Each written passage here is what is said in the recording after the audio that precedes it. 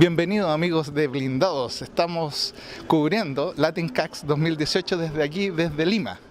Y estamos con un invitado especial que acaba de dar una tremenda ponencia que nosotros se la vamos a compartir íntegra en nuestro canal de YouTube con Ricardo Supo. ¿Cómo estás, Ricardo?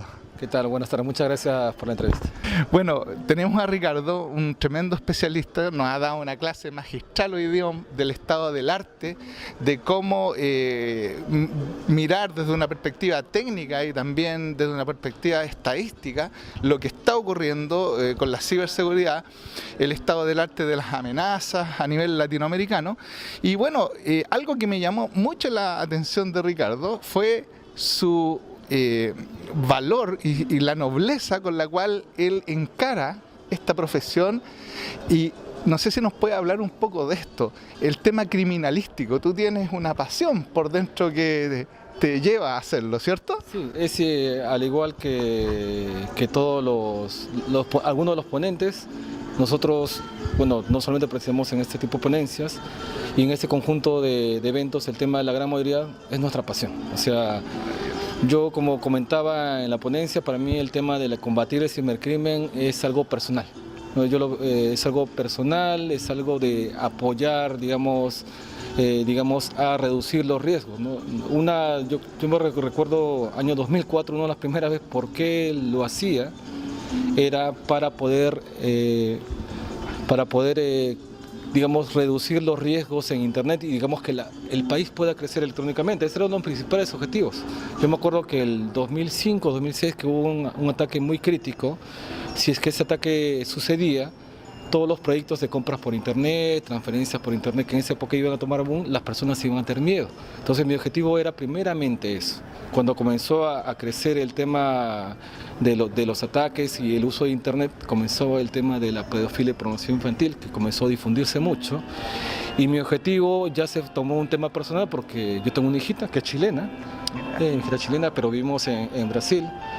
Y digamos, lo que siempre buscaba era que si es que tuviera a mi hijita, que siempre la quise, y gracias a Dios la tuve, que viva una ciudad que esté limpia, ¿no? Entonces la única manera es que cada una de las personas utilicemos nuestros conocimientos para poder aportar a la ciudad de alguna manera, ¿no? Y eso lo he estado tratando de, digamos, realizar en varios países, ¿no? Apoyar con los conocimientos de ciberseguridad, con los conocimientos, digamos, que he venido, digamos, desarrollando durante todos estos años, cómo se puede apoyar, digamos, a combatir el cibercrimen y los otros tipos de crimen, digamos, que son paralelos a esto. Esto ha sido maravilloso y nos damos cuenta como una instancia como LatinCax no solo nos nutrimos con conocimiento técnico o con ciertas mejores prácticas que son súper recomendables, sino que también nos venimos a recargar aquí, a inyectar de pasión, de ánimo, de ver gente que está haciendo las cosas bien, que se puede ser proactivo, que no es necesario siempre andar con una manguera tratando de apagar incendios, sino que se pueden mirar ciertos patrones, se puede deducir. A veces nos complicamos tanto y hacemos las cosas tan complicadas, y tú nos diste algunos tips que obviamente los dan los años de experiencia que tú tienes, pero también es súper esperanzador saber que las cosas se pueden hacer, se pueden anticipar y se puede presentar una mejor defensa. Por ahí me sopló un pajarito, por ahí me dijo que habías vivido en Chile. Sí, yo he vivido 3 años y medio en Chile. La empresa, yo tengo mi empresa, es chilena, la empresa es chilena, pero nos mudamos con la familia a Río hace 2 años y medio. Mi esposa es chilena, mi hija es chilena, y digamos, también cuando he estado en Chile, mi labor también ha sido colaborar con las distintas comunidades de seguridad que existen en Chile, ¿no? Participando en las conferencias, siendo de mentor en algunos talleres en universidades para poder fortalecer, ¿no? En Latinoamérica yo estoy apoyando a OWASP, que hay un capítulo en Chile que lo está dirigiendo Carlos Allendez, y digamos ahí constantemente se hace un apoyo, digamos, en lo que se pueda brindar, digamos, a nivel de seguridad. Bueno, y Blindado sigue en la senda de la concientización, en la senda de la difusión, en la senda de la promoción de este tipo de iniciativa.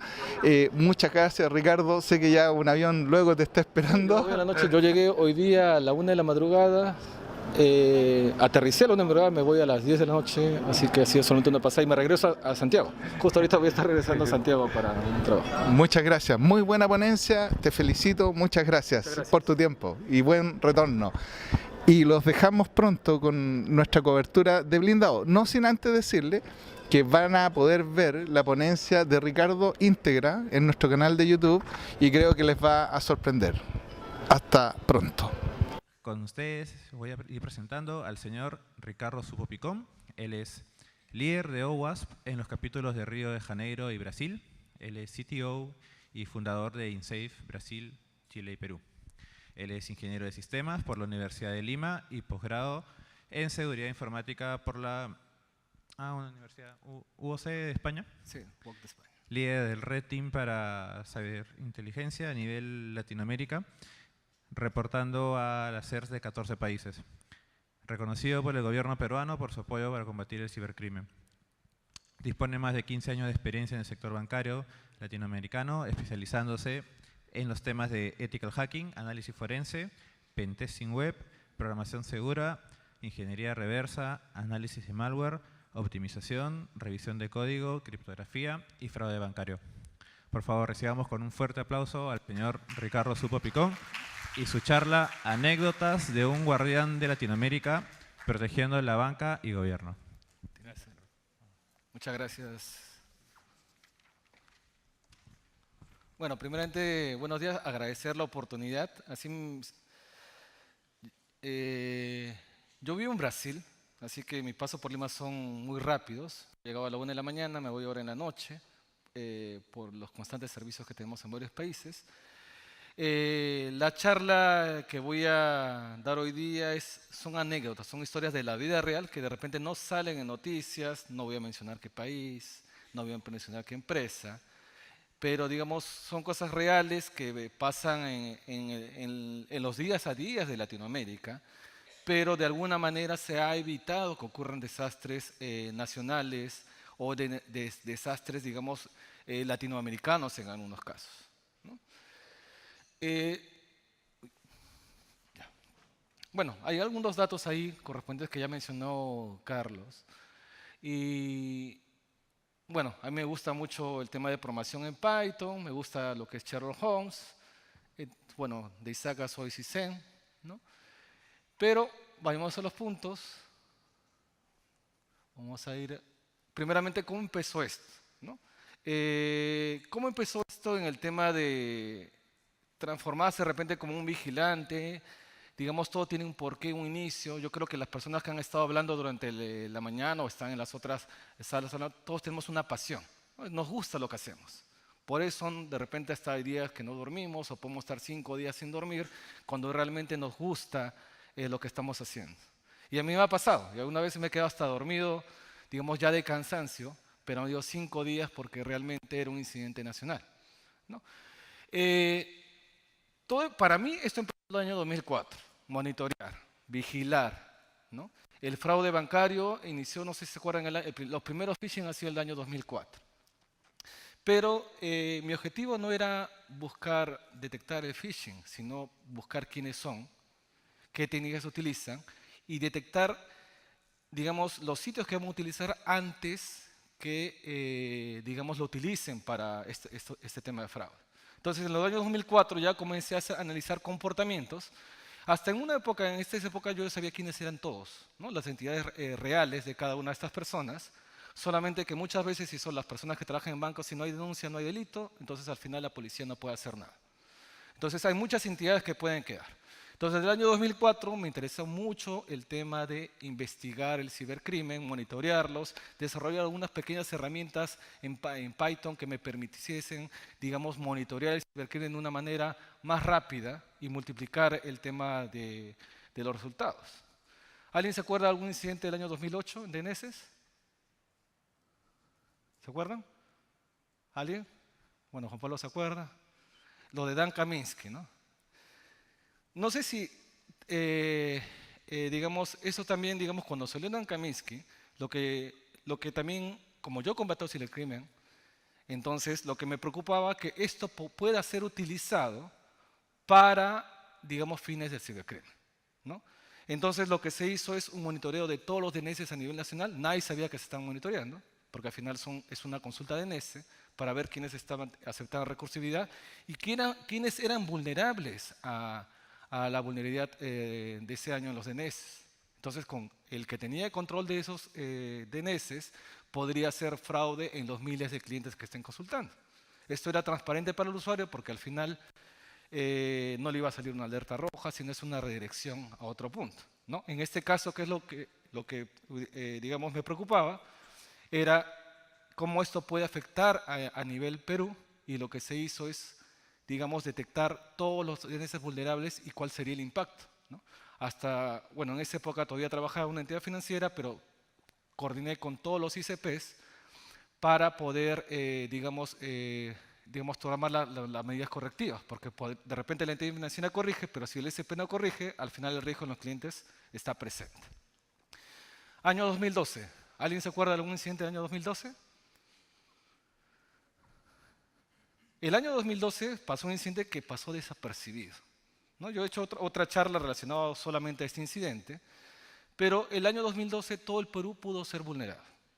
Se evitó, ¿no? Se detectó a tiempo y se hizo toda una coordinación con la banca, la asociación de bancos, empresas privadas, gobierno, para poder evitar un desastre nacional, ¿no? A partir de esto se comenzó a monitorear ya este cambio en los registros de DNS de las principales entidades privadas y las de gobierno que podrían afectar a un incidente, ¿no? Todo esto, lo que les estoy mencionando, fue parte inicial de cómo, digamos, dieron ideas de qué monitorear, cómo monitorear, ideas de qué hacer, cómo hacerlo. Muchas veces podemos tener la idea, pero dice, pero esto ¿cómo lo hacemos en programación? ¿Cómo hacemos un programa que nos ayude a detectar estos tipos de incidentes?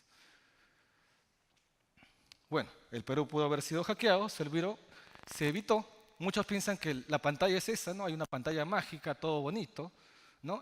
Uno aprieta, mueve los dedos y todo sale, pero una pantalla realmente es algo así, ¿no? Porque uno cuando monitorea o desarrolla un programa no es que se vea bonito, es algo que funciona, ¿no? Y muchas veces las personas que trabajamos en seguridad lo que queremos es resultados, no queremos que sea algo bonito o hacerlo bonito nos demoraría mucho tiempo y ya nos atacaba, ¿no? Y el tema es hacerlo muy rápido. Bueno, una de las cosas, yo creo que todos estos días han estado hablando, nosotros tenemos una responsabilidad. Yo me acuerdo por qué me interesé, porque por todo eso que mencioné, a mí no me pagaban absolutamente ni un centavo. Yo lo hacía porque me gustaba. Y me gustaba prevenir, y siempre lo he visto y lo he conversado con varios amigos, para mí y bueno, y los que me conocen años saben que es un tema personal. O sea, si hay un tema de cibercrimen, hay un tema de ataques al gobierno, no solamente ahora en Perú, sino en cualquier país de las cuales, digamos, yo tenga algún tipo de nexo, digamos, es un tema personal, ¿no? Entonces, un tema personal yo lo voy a investigar, voy a ver las mejores maneras, poder evitar, ¿no? Todos tenemos un poder distinto, ¿no? En el caso, digamos, cada uno tenemos conocimientos diferentes y ese es nuestro poder, ¿no? Para poder ayudar, de repente no al cibercrimen, pero de repente a la sociedad de otra manera, pero es nuestro apoyo, digamos que cada uno lo hace de nuestra manera. En el caso de mí es un apoyo, digamos, como una labor social tecnológica cuando, digamos, ocurren estos incidentes nacionales. Bueno, pero algo principal cuando ocurre un incidente es el tiempo. El tiempo es lo más importante, porque si yo tengo una super solución que me va a detectar todos los ataques, todas las variantes, y al final me lo va a dar, digamos, al día siguiente, en 5 minutos me atacaron, no me sirve. Esa solución no sirve. ¿Me va a servir? Bueno, para un tema de auditoría, informar de repente qué es lo que pasó, o un nivel regulatorio, pero no para frenar un ataque. Hay que ser rápidos con las respuestas. Hay que prever con el tema de la respuesta. Entonces, para eso utilizamos programación. O sea, no podemos utilizar la programación, tenemos que usar también algoritmos eficientes. No podemos hacer que un algoritmo demore mucho tiempo, porque, como mencionaba, no sirve si algo digamos, es muy complejo. Lo que funcione rápido y realmente hay que tener táctica. Los que les comenté, por ejemplo, el tema del incidente del punto P, lo que se consiguió evitar digamos, que todo el país sea vulnerado, fue táctico, ¿no? No podemos usar solamente tecnología, hay que usar criterio. Digamos, y una de las cosas que de los incidentes que he estado comentando, involucran a muchas entidades. Si estamos hablando del punto P, estamos involucrando a todo un país. Entonces, cuando vamos a la solución, tenemos que involucrar a entidades claves para que puedan, digamos, apoyar a la reducción de los riesgos. Entonces, hay que ser tácticos, saber a quién colocamos, a quién formamos. Yo no le puedo contar una vulnerabilidad a cualquiera, porque es un riesgo. Yo no sé si esta persona, por un tema de negocio, lo puede utilizar contra, y digamos, si ciertos tipos de vulnerabilidades, si se colocan, digamos que en la política, ahorita que están en elecciones, lo podrían utilizar para algún fin de ese tipo. Entonces, estamos hablando de, digamos, que esa información tiene que saberlo solamente las personas realmente que van a tomar acción, ¿no? Las que tienen decisión. Porque si una persona, al final, puede ser muy buena, pero no tiene decisión, no debería saber esa información hasta que se dé una solución más completa, porque de repente podría malograr, digamos, las acciones que se están tomando. Bueno, una de las cosas que yo sí me pregunto, cuando decir qué hacemos, cómo lo hacemos, en este caso, ¿qué es lo que haría Sherlock Holmes? ¿No? ¿Cómo lo vería? ¿No? Yo cuando he comentado el incidente del punto P, el incidente empezó con digamos, un cambio en la página de la policía. Nadie se imaginaba que ese era el inicio del ataque a todo el país. Todo el mundo estaba tranquilo, pero detrás de todo eso estaba un incidente nacional, ¿no? Entonces, yo soy un poco tema paranoico y me pongo a pensar realmente cuál es el peor caso que puede suceder, cómo podemos evitar. Y, como le dije, yo soy fan de Python, yo trato de todo llevarlo, las lógicas, digamos, todo lo que muchas veces dicen, no, ese no es posible, digo, yo lo hago, ¿no? Porque al final se puede hacer, es creatividad, código, un poco de programación y se puede hacer. Aunque sea una pantalla negra, que de repente no tiene colores, pero me está devolviendo la información que yo quiero, que yo necesito para hacer combatir un incidente. Bueno, al inicio, digamos, comenzó así, ¿no? Solamente Perú. Pero, digamos, por temas de trabajo, por temas también que me mudé unos 3 años y medio a Chile, ahora estoy viviendo 2 años, casi 3 años en Brasil, en Río de Janeiro, que lo buena suerte que uno puede ir a la playa todo el año, ¿no? Solo cuando no llueve. Esto comenzó a extenderlo a otros países, ¿no?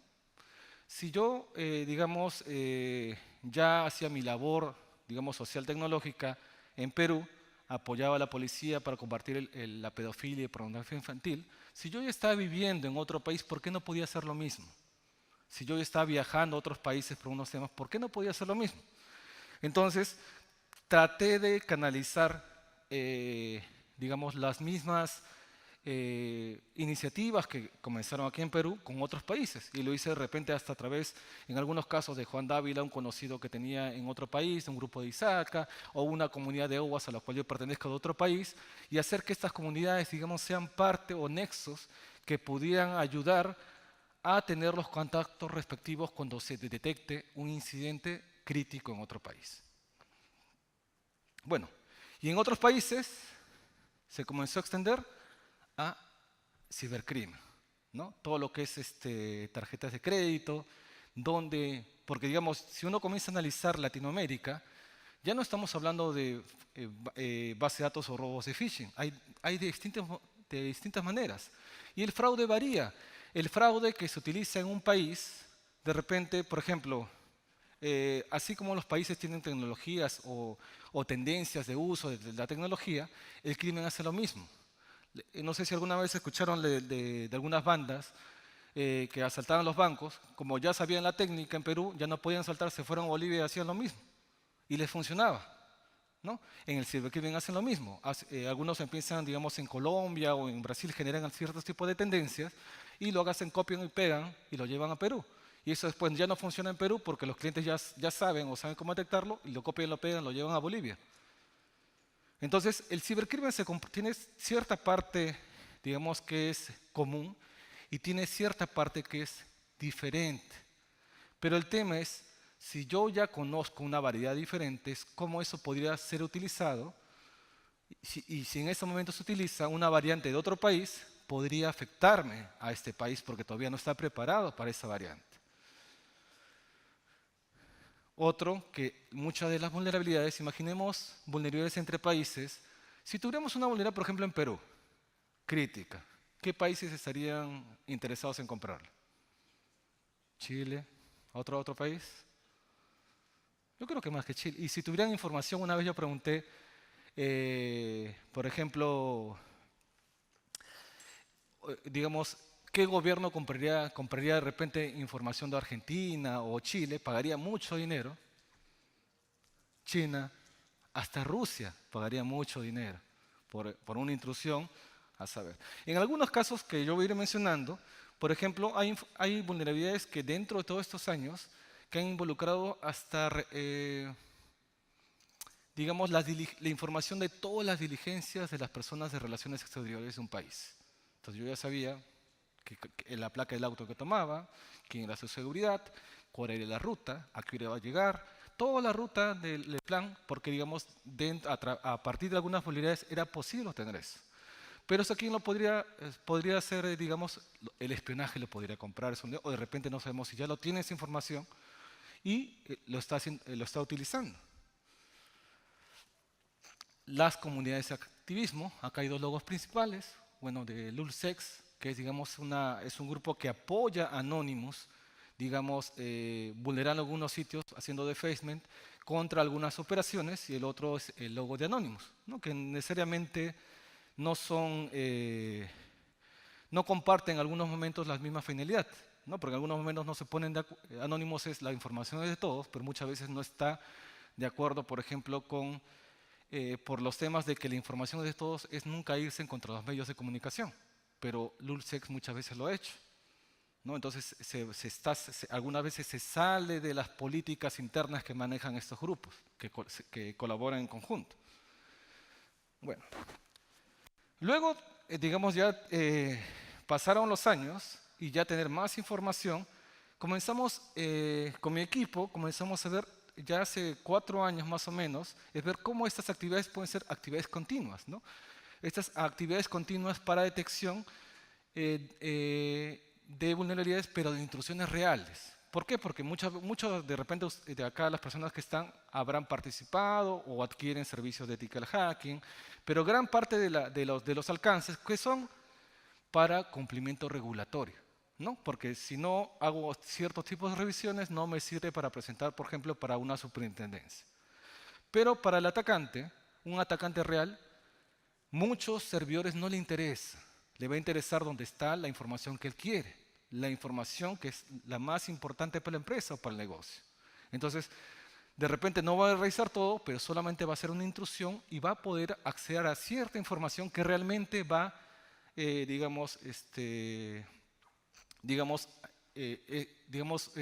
poner algo crítico en la empresa. Entonces, los red team hacen eso, no son términos de guerra. Los equipos de red team constantemente están haciendo, intrusiones a distintos sitios, ¿no? O test de intrusión. Nosotros dijimos ya, vamos a hacerlo. Bueno, la política es el red team, detecta, y el blue team, que serían los SOCs operativos de cada entidad, son los que corrigen, ¿no? Ese es un tema de constantemente los SOCs están luchando contra el team, pero antes que luchar con un enemigo, están aprendiendo a defenderse.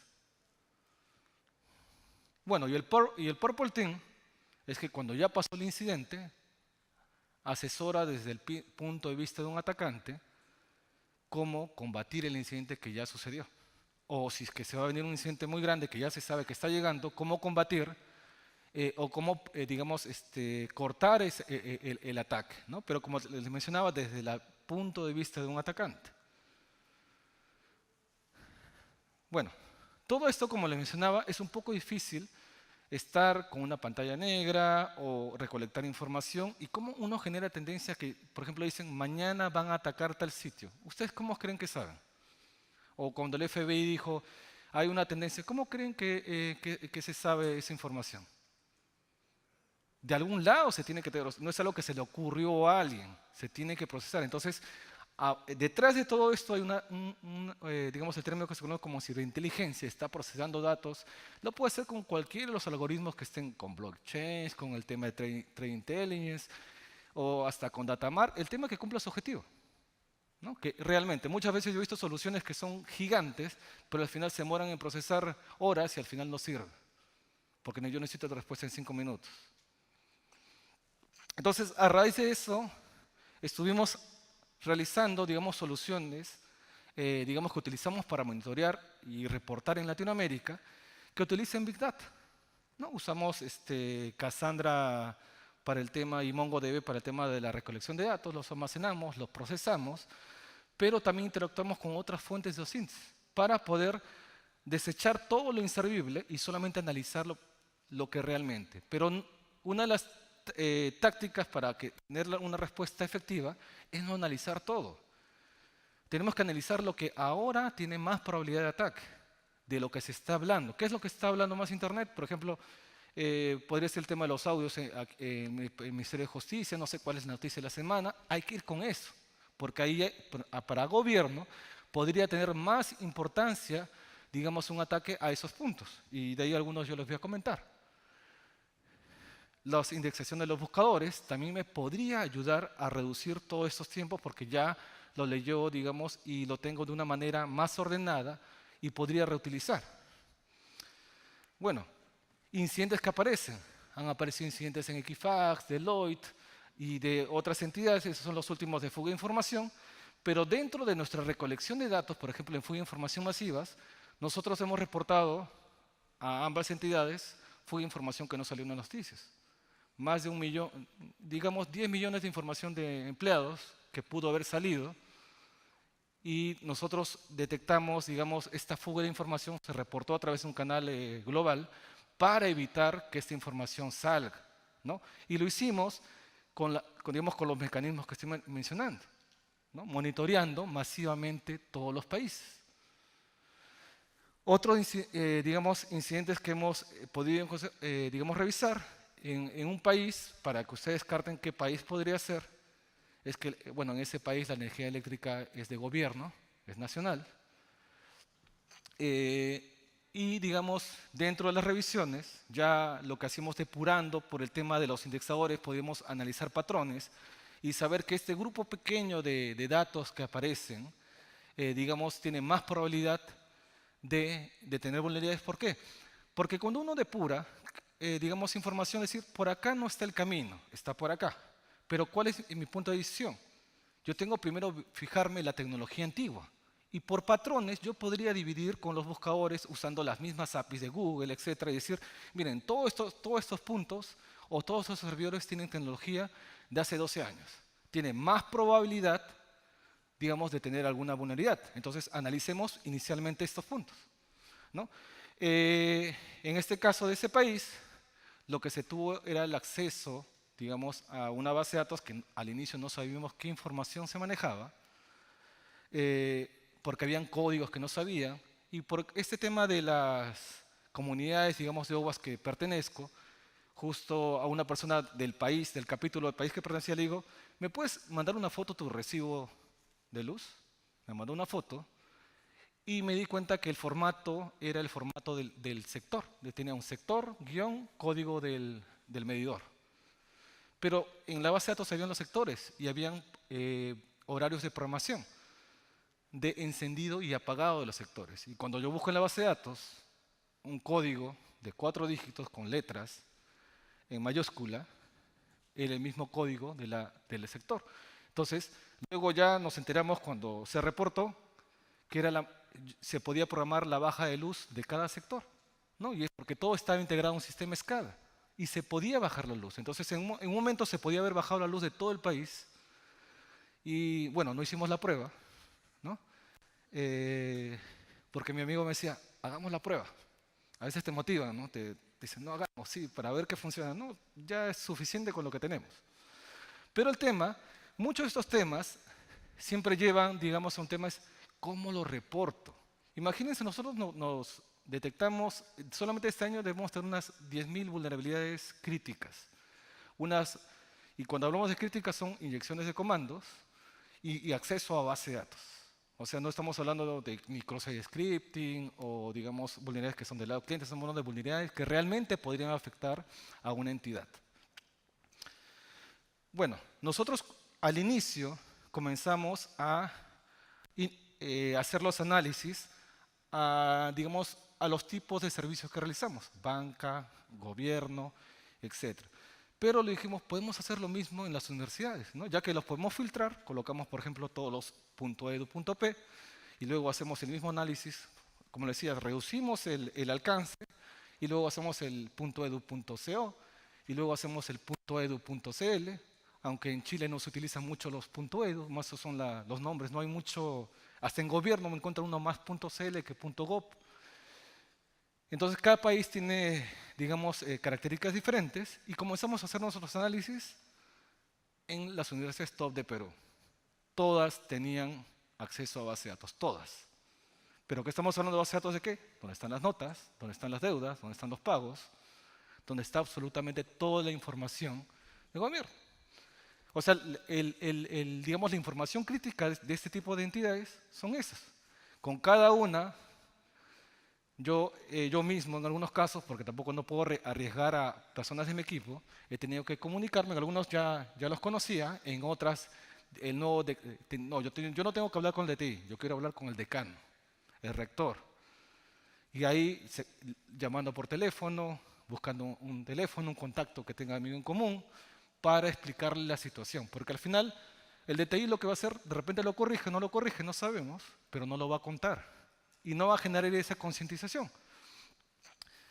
¿Qué buscábamos nosotros con esto? No que nos contraten, porque al final estamos saturados de servicios, no teníamos tiempo para atender una universidad, pero luego algunos se me decían, no, las universidades están pidiendo ethical hacking. Extraño, dicen, ¿no? Nunca habían pedido, pero ahora están pidiendo. Entonces, en algunos casos, digamos, en todas estas universidades existen y son más. Hicimos nuestro análisis de la misma manera que comenzamos a detectar vulnerabilidades en otros países, en Colombia, en Ecuador, en Centroamérica, República Dominicana, en Costa Rica, etc. En todos encontramos acceso a bases de datos, usando patrones. O sea, ¿para qué estar haciendo un pentesting profundo si yo puedo detectar de una manera rápida miles de vulnerabilidades? A ver, me corrí una. Bueno, entonces, ¿por qué nosotros buscábamos, digamos, vulnerabilidades si nuestro trabajo es cibercrimen? O sea, ¿por qué a mí me interesaba mucho, digamos, vulnerabilidades de terceros si realmente no es la vulnerabilidad de lo que yo quiero proteger? Pero si yo protejo con lo que interactúa las empresas o digamos, la banca o gobierno, yo tengo que proteger con todo lo que interactúa. Por ejemplo, ahí aparecen algunas entidades de gobierno, aparecen ICPs, pero una vulnerabilidad de un ISP podría afectar a todos los que están usando ese ISP en todos los bancos, ¿no? Porque utilizan ese canal y van a confiar en la resolución de DNS, etc. Un tema de identidad, RENIEC. Bueno, en un momento yo tengo un documento así, que lo tengo escondido, que no lo muestro, pero es bien gracioso. Está mi foto, pero no dice mi nombre impreso por real mismo RENIEC. Hace como 6 años. Solamente tiene un espacio. Dice, en vez de supo, dice sub espacio O. ¿No? Pero digamos que, imagínense si es que se pudo hacer, digamos eso, imaginen que no se podría hacer. El robo de identidades. Por ejemplo, en SUNARP, nosotros hemos reportado en gobiernos estos 2 últimos años más de 6.000 vulnerabilidades críticas en las entidades principales de gobierno. Estamos hablando de SUNAT, estamos hablando de SUNARP. Pero eso, ¿cómo puede afectar de repente a las empresas, a la empresa que ustedes trabajan?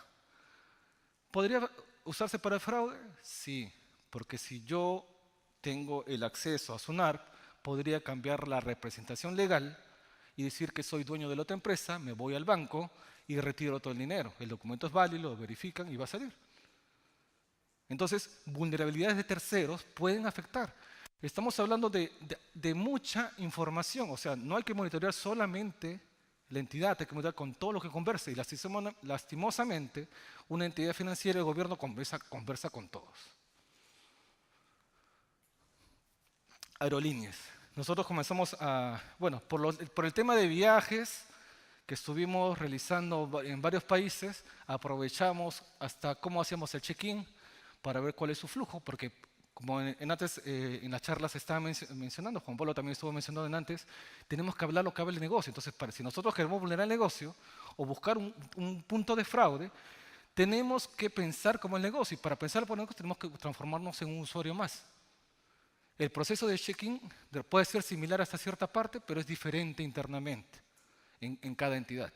Entonces comenzamos a revisar en Latinoamérica, digamos, aerolíneas, y en algunos casos, dos principales se podía acceder a la base de datos. Ahora, ¿cómo lo reporto? Así es más criticidad, porque, digamos, por ser peruano, en alguna aerolínea de repente no tengo mucha facilidad de reportar.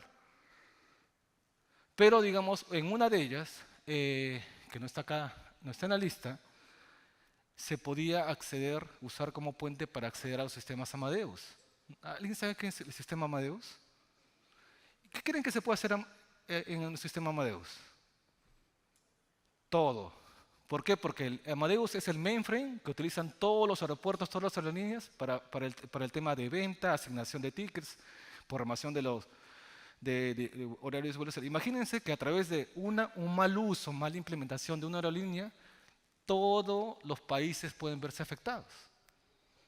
Todos los países se pueden ver afectados. Bueno, como mencionaba, reportar eso tiene un riesgo muy que, digamos, en un momento lo pueden tomar mal, no les puede gustar que les reporte, pero una de las ventajas que en estos años de reportar, y muchas veces me preguntan, ¿por qué lo haces gratis? No, porque me gusta, ¿no? Entonces, este tema de los reportes siempre va a generar un tema de riesgo, porque podría haber un tema legal en contra, porque no hubo una autorización, pero nosotros tratamos de canalizarlo, digamos, a través de un incidente, ¿no? Nosotros tenemos datos que ya está haciendo, digamos, aparece, por ejemplo, nosotros encontramos de esa aerolínea que mencionaba, teníamos un hash. El hash lo googleamos en internet, en la deep web, en varios foros de cracking, y ese mismo hash ya lo habían pedido 2 meses antes una banda. Entonces significa que ya lo tenían. Entonces no sabemos si ya obtuvieron el password, lo han utilizado o no, pero ya tenían, o sea, alguien ya los vio vulnerados. Entonces esa era la evidencia que demostraba a esta empresa que lo que le estamos informando, alguien ya lo está utilizando o ya lo utilizó. Entonces de esa manera, digamos, no había un tema, digamos, el riesgo se comenzaba a reducir. Pero los ataques muchas veces son organizados a través del hacktivismo. Digamos, como mencionaba, Anonymous genera operaciones. Al inicio esto era ordenado. Había una comunidad que era Anonymous Hispanoamérica y se hacía un tema de votaciones, cuál era la operación que salía o no salía. Y de acuerdo a esto se decidía, digamos, cuáles eran las entidades que se iban a atacar. Era ordenado. De ahí se desordenó, cada país organizaba lo que quería y hasta sin motivos en algunos casos, sin puntos fijos. Y LulzSec, como les decía, son grupos de personas con conocimiento de hacking que para apoyar las campañas de Anonymous, las operaciones vulneran los sitios. La más conocida en Perú, ¿cuál es la operación más conocida en Perú de Anonymous? Se hace todos los años en Fiestas Patrias. Operación Independencia. Pero este año le cambiaron de nombre. ¿Cuál? Fuera corrupto. Los audios de justo donde trabajas.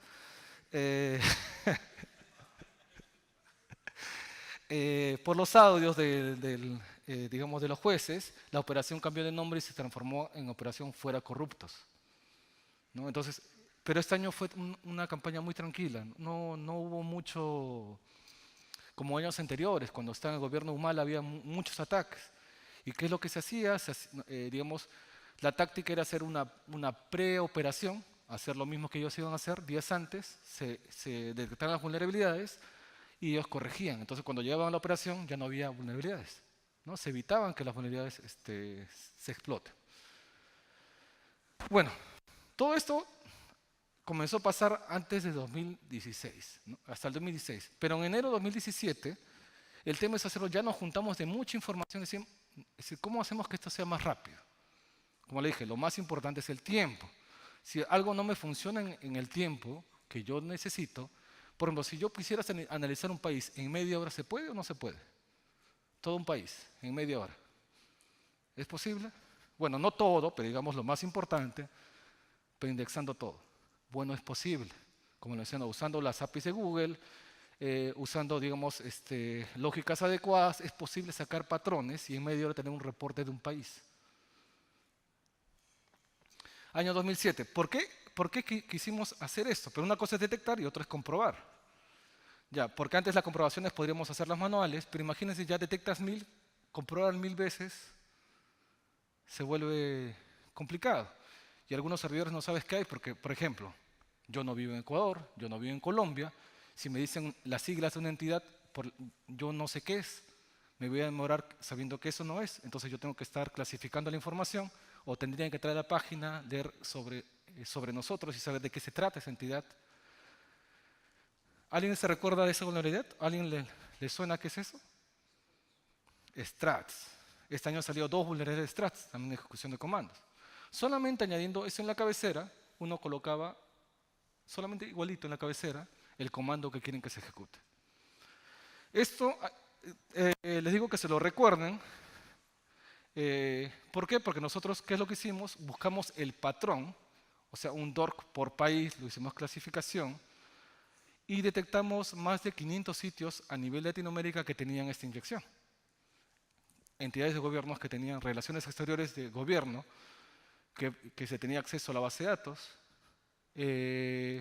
ISPs, los principales ISPs. Y lo curioso es que cuando uno trabaja con estas empresas que son transnacionales, como toda su infraestructura es igual, el mismo servidor que está vulnerable en Perú es el mismo que está vulnerable en Centroamérica, en República Dominicana, en México es el mismo, porque todos manejan la misma arquitectura. Entonces, por ejemplo, en los principales ICPs de Latinoamérica detectamos el acceso. Por ejemplo, había una empresa que tenía una solución que podías, bueno, tener una solución tipo VoIP y podías ver hasta los mensajes de texto. Se podía acceder a ese servidor de base de datos. En relaciones exteriores, imagínense esta vulnerabilidad que estuviera presente ahora que hay mucha migración, digamos, venezolanos en distintos países. ¿A cuánto lo venderían el tema que yo puedo aprobar la visa? Solamente cambiando un cheque. Y hacer entrar la delincuencia. O sea, una cosa estamos viendo de repente personas que pueden usarlo de una manera, digamos, escapando de un gobierno, pero imaginemos esto en el crimen. O sea, el crimen, ¿cómo lo podría utilizar? Entonces, cuando apareció esto, lo que dijimos, esto tenemos que hacerlo masivo. O sea, ya no solamente vamos a detectar, sino vamos a hacer mecanismos para, de alguna manera, que haga la comprobación masivamente. Lo conseguimos, ¿no? Y pudimos detectar todos estos sitios y usamos la misma técnica para detección de WannaCry, ¿no? Cuando pasó el incidente Telefónica, que eso fue en abril o mayo, no, si no me equivoco, el año pasado, nosotros estamos haciendo un servicio en Chile y justo pasa este incidente, ¿no? Pasa incidente. Pero bueno, ya había pasado el incidente, pero luego de eso pasó una semana y todo el mundo dijo, no, vamos a parchar, etc. Vamos a hacer algunas medidas. Nosotros enviamos un correo a varias asociaciones de banco porque, digamos, el reporte de vulnerabilidades nos ayudó a tener visibilidad en bastantes asociaciones de banco.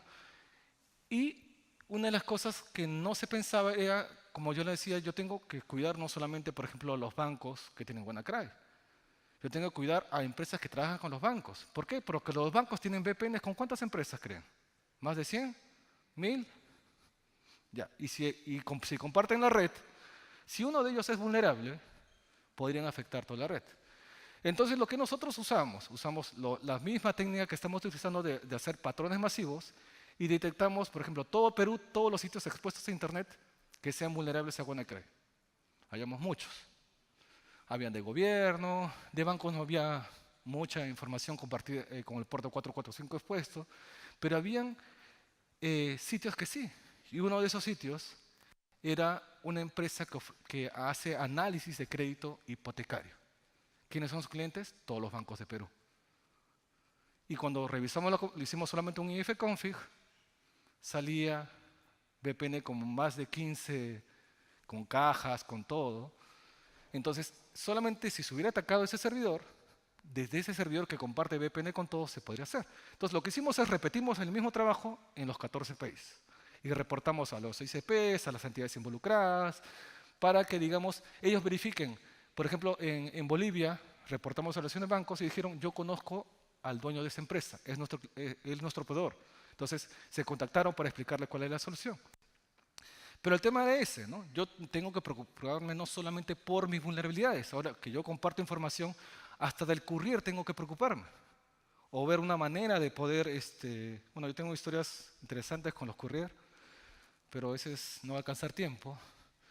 Hay muchas anécdotas.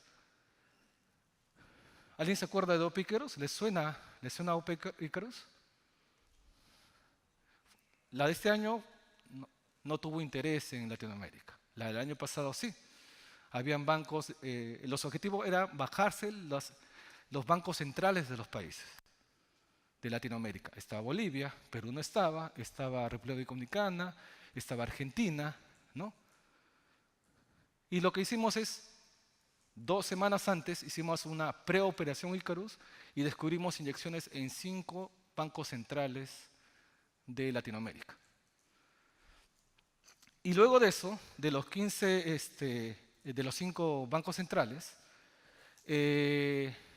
bueno, se comunicó a través de los canales que se tienen que comunicar, pero algo curioso que una entidad financiera, la base de datos que se podía haber accedido, era la que se consultaba, todos los bancos consultaban cada cierto tiempo para tener el tipo de cambio.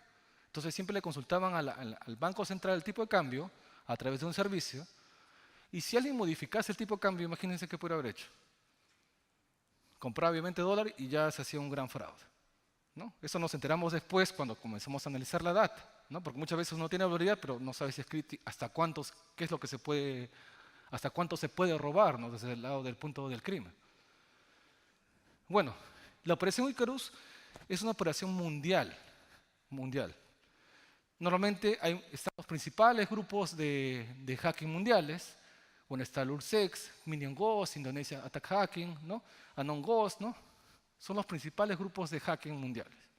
Se agrupan. Y cuando hubo esto, decimos, y el objetivo va a ser denegación de servicio distribuida. ¿Cómo ustedes averiguan desde dónde van a atacar? ¿Cómo averiguarían? Yo sé que van a ser esos grupos y la operación es esa. ¿Qué se les ocurriría hacer? Faltan 5 días. No, pero yo quiero saber quiénes son. ¿Desde dónde me van a atacar? ¿Desde dónde? ¿Qué IPs van a utilizar?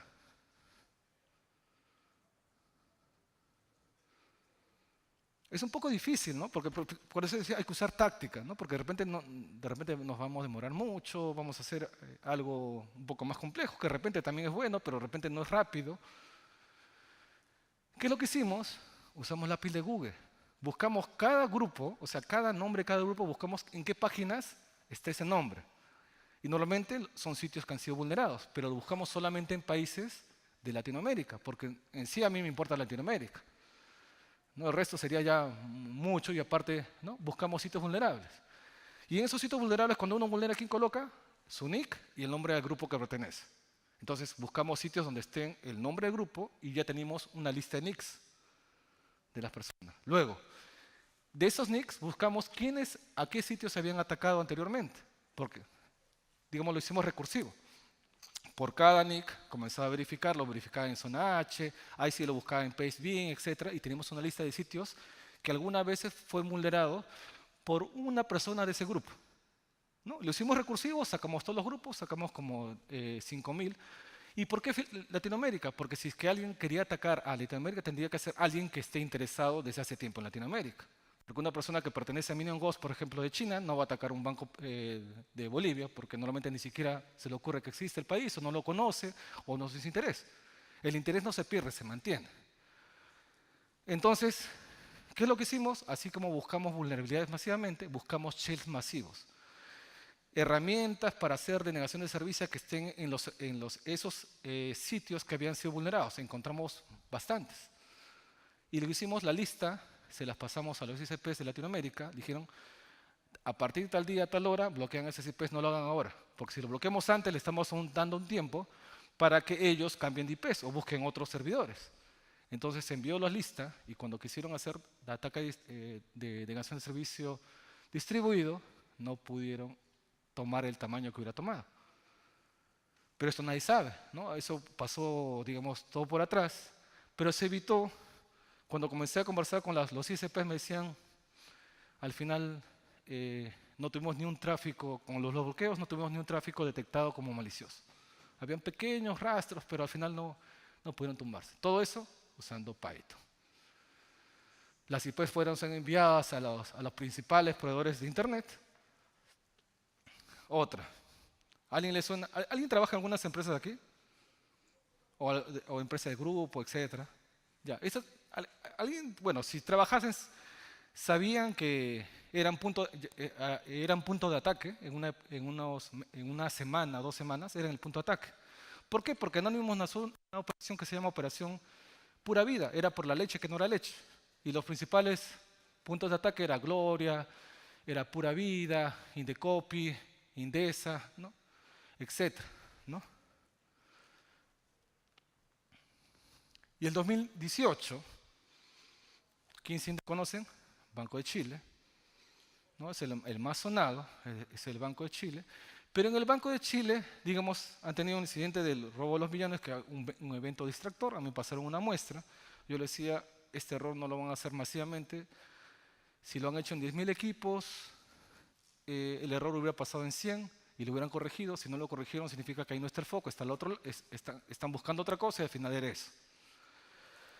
Pero en el tema de Banco de Chile, también, bueno, lo relacionan con una fuga de información de tarjetas, que la semana pasada ya detectamos, creo que ya hay una gran probabilidad que es el sitio donde pensamos, de donde salió la fuga de información de las tarjetas, que también hay tarjetas peruanas. Hay varios bancos peruanos en esa lista de tarjetas, pocos, pero a comparación de Chile, pero hay pocos. Hay bancos de Bolivia, hay bancos de Argentina, justo los países fronterizos. Entonces lo único que pensamos ahí, bueno, Colombia, con esos países, es que la información es de un tercero. O sea, por eso decía, ¿por qué solamente preocuparme de mis vulnerabilidades si yo a través de un tercero puedo estar siendo afectado? Entonces, a través de una página de recargas de celulares, en Chile utilizan mucho el tema de recargas por Internet. Entonces, ¿se acuerdan de lo que le dije? La vulnerabilidad de Strats, que hace 2 años había reportado, no lo corrigieron hasta ahora. Y por ahí creemos que hay un 90% que por ahí es la fuga de información. Porque está la misma información en el mismo orden de los campos todavía. Entonces hay mucha similitud.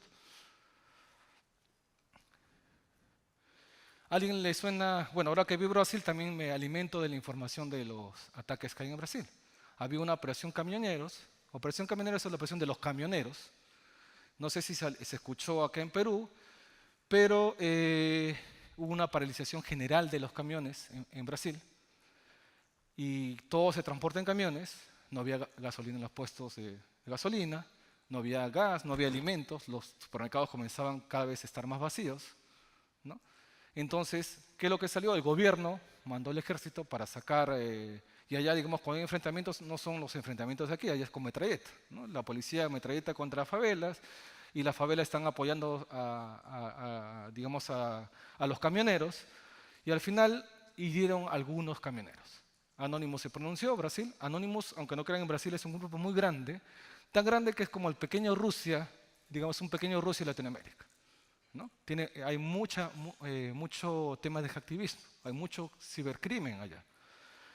Entonces dijeron, vamos a atacar a las entidades, que ahí está la lista, ¿no? El Ministerio de Defensa y Petrobras, ¿no? Que son las empresas principales que estaban, digamos, en contra de esta lucha. Nosotros detectamos en una de esas entidades una inyección SQL que podía haber comprometido la información de toda la entidad. Lo bueno que, como recién estamos empezando el tema en Brasil, nos dio visibilidad porque hasta el mismo, bueno, se le llama el sheriff de ciberseguridad, me llamó para agradecer, ¿no? Porque estaban en la punta y los ataques no son los ataques aquí. El nivel de ataque de Brasil es muy diferente, es más sofisticado.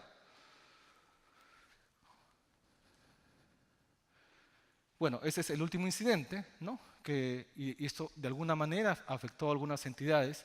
Bueno, los que tienen que decir que le afectó no es la misma entidad financiera, ¿no? Porque, digamos, hasta el nivel de ataque no tenemos, porque en algunos casos puede ser que sí o puede ser que no, pero esto de aquí puede suceder en cualquier empresa, de alguna manera, ¿no? Porque acá los puntos de ataque que han sido, el punto inicial de uno de los vectores es tomar control de algún domain controller y a través de generar una política para ciertos tipos de estaciones, ¿no? Esa fue la primera que se hizo en Banco Chile, por ejemplo. En esta, digamos, fue una infección. Pero nosotros, digamos, yo he dado otra charla también, que es cómo obtener el domain name en un solo día, y hasta ahorita funciona. Cambiamos los vectores, la mejoramos, la técnica. Siempre tenemos algunos problemas, mejoramos el script, porque al final todo está automatizado y vamos mejorando la técnica. Pero si yo un día puedo obtener el domain name de tu empresa y al final coloco una política diciendo ejecuta el ransomware en todo, no una computadora, en todas las computadoras, ¿quién lo va a poder evitar? No se puede evitar, ¿no? Por eso el tema de los comportamientos hay que analizarlo. Nosotros analizamos comportamientos. Muchas veces se tienen las alertas cuando alguien bloquea una cuenta, cuando alguien crea un usuario domain admin, cuando alguien se añadió un grupo principal. Pero nadie está analizando cuando alguien está intentando usar una contraseña en un sitio que normalmente no utiliza, está probando el mismo password contra todos los usuarios, nadie está monitoreando. Entonces yo lo que tengo que monitorear siempre son las intenciones, porque las intenciones de hacer algo va a llevar a que no suceda el acto.